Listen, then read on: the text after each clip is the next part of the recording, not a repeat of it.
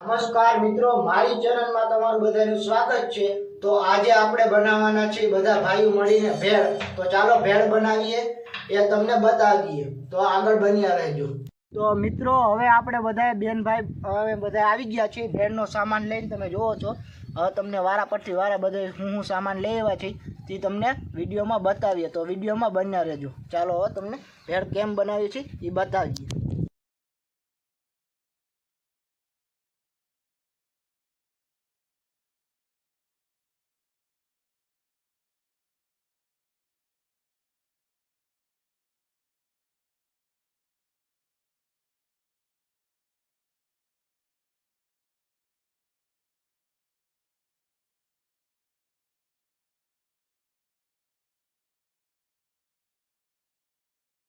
તો હવે આપણે મમરા લઈ લીધા છે અને હવે આપણે આમાં ડુંગળી અને ટમેટા સુધારીએ। તો ચાલો ડુંગળી અને ટમેટા સુધારીએ।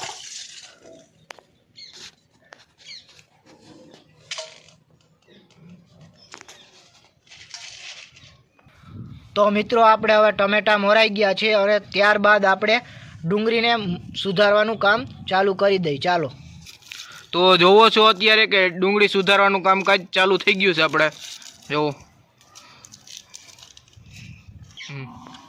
તો મિત્રો હવે આપણે ડુંગળી કાપવાનું કામ ચાલે છે। તો તમે જોઈ શકો છો ડુંગળીનું કટિંગ કરી રહ્યા છીએ આપણે। ચાલો મિત્રો હવે આપણે નાખીએ તીખા સેવ મમરા।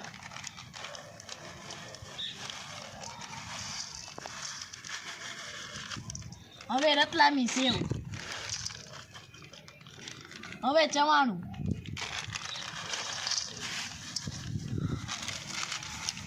સાથે સેવ પણ।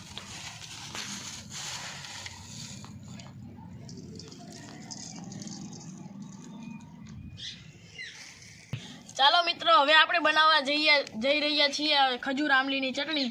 તો સૌપ્રથમ જો આપણે આમલીનું અને ખજૂરનું પેસ્ટ લઈ લીધું છે અને હવે એમાં નાખવા જઈ રહ્યા છીએ સોસ। હવે એમાં આપણે થોડું પાણી ઉમેરીશું જેથી કરીને તે સહેલાઈથી ભળી રહે। હવે ચાલો તેને મિક્સ કરી દઈએ।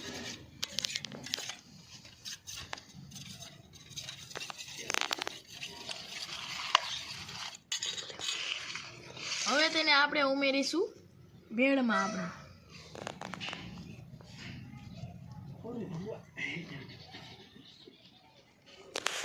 તો ચાલો મિત્રો હવે આપણે ઉમેરી દીધું છે પેસ્ટ અને હવે આપણે તેને કરીશું મિક્સ।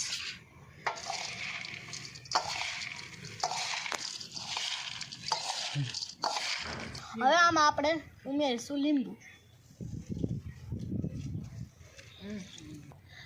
આ છે ધાણા જીરું। હવે આપણે આપણી ભેળમાં ઉમેરીશું ધાણા જીરું।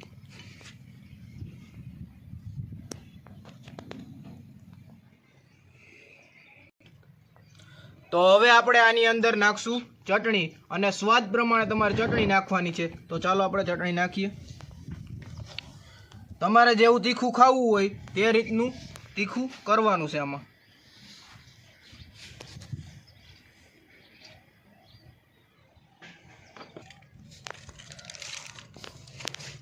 હવે આપણે આમાં ઉમેરીશું મીઠું। તો હવે આપણે ભેળને સરખી રીતે મિક્સ કરી દઈ। આમાં આપણે બધી વસ્તુ નખાઈ તો ગઈ છે, હાલો મિક્સ કરી દઈ।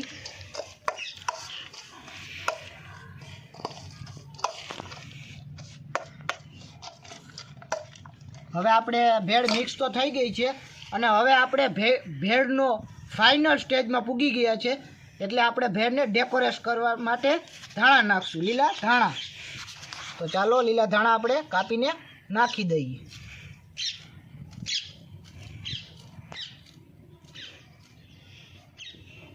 ચાલો હવે જોઈ લ્યો તમે આ ભેળનો લુક અને હમણાં તમને અમે આ ભેળ ખાઈને પણ બતાવશું કે કેવી સ્વાદિષ્ટ આ ભેળ બની છે।